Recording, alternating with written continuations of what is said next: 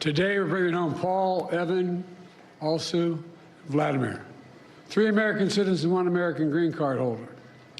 All 4 have been imprisoned unjustly in Russia. Paul for nearly 6 years. Vladimir since 2022. Evan since March of 2023. And Alsu since October of 2023. Russian authorities arrested them, convicted them in show trials, and sentenced them to long prison terms with absolutely no legitimate reason whatsoever, none. Paul, a former Marine, was in Russia for a wedding. Evan, a journalist with a Russian in Russia, was in Russia, assigned by the Wall Street Journal. Alsu, also a journalist, was in Russia to see family. All 3 falsely accused of being spies. And Vladimir, who was a Russian citizen by birth and holds an American green card, is a Pulitzer Prize-winning journalist and was a pallbearer at my friend John McCain's funeral with me. He spoke out against Putin's regime, and for that he was convicted of treason. And now, their brutal ordeal is over, and they're free. Moments ago, the families and I were able to speak to them on the telephone from the Oval Office. They're out of Russia.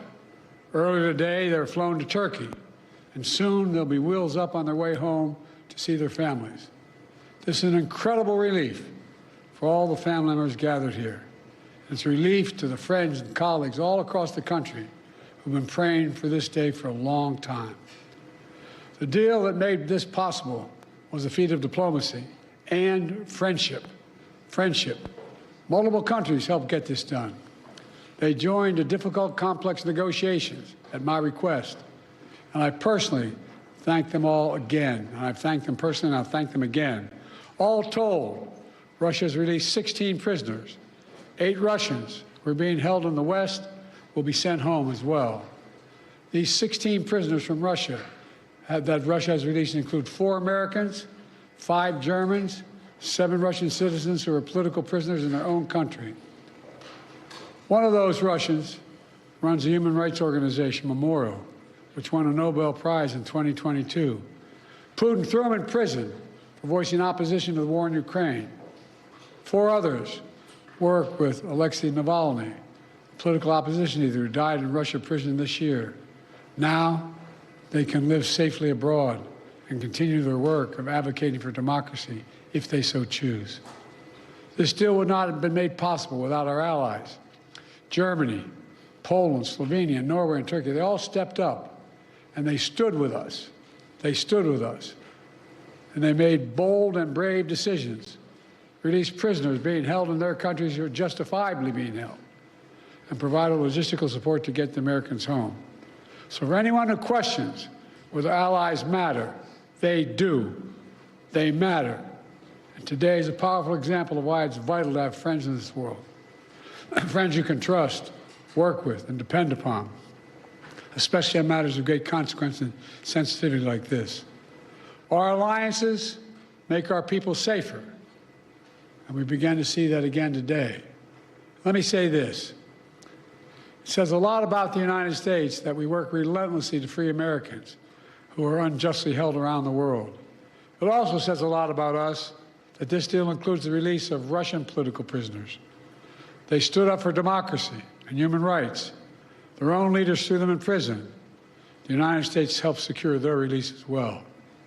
That's who we are in the United States. We stand for freedom, for liberty, for justice, not only for our own people, but for others as well. And that's why all Americans can take pride in what we've achieved today.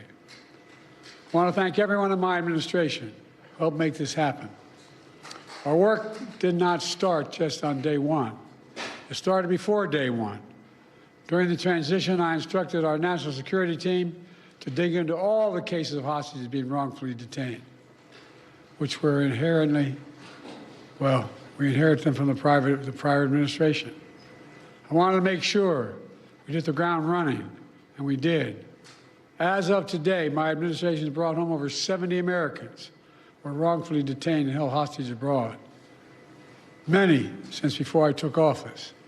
Additionally, I issued an executive order in 2022 authorizing penalties like sanctions and travel bans on those who hold Americans against their will.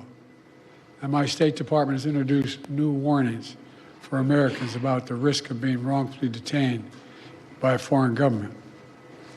Deals like this one come with tough calls, and there are never any guarantees. But there's nothing that matters more to me than protecting Americans at home and abroad. And so we'll continue to work for the release of all wrongfully detained Americans around the world. Let me end where I began, with Paul, Evan, and also Vladimir and their families. They never gave up hope. We can't imagine what they've been through, all of you. Matter of fact, this lady right here, I think, was living in the Oval Office with us for a while. All kidding aside, can't imagine their joy right now. They're home. Tomorrow's a big day. The 13th birthday of Miriam. Miriam, where are you? Come here. You all know we have a tradition in the Biden family. We sing happy birthday on any birthday. You ready? All of you. Happy birthday to you. Happy birthday to you.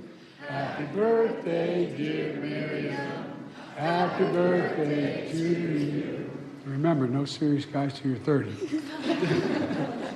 God love you. She's Alsu's daughter.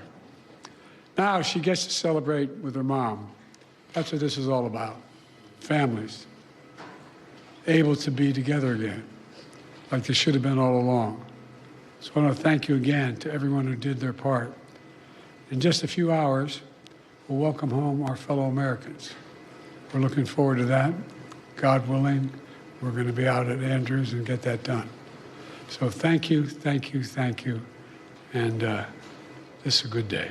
Thanks for watching. Stay updated about breaking news and top stories on the NBC News app or follow us on social media.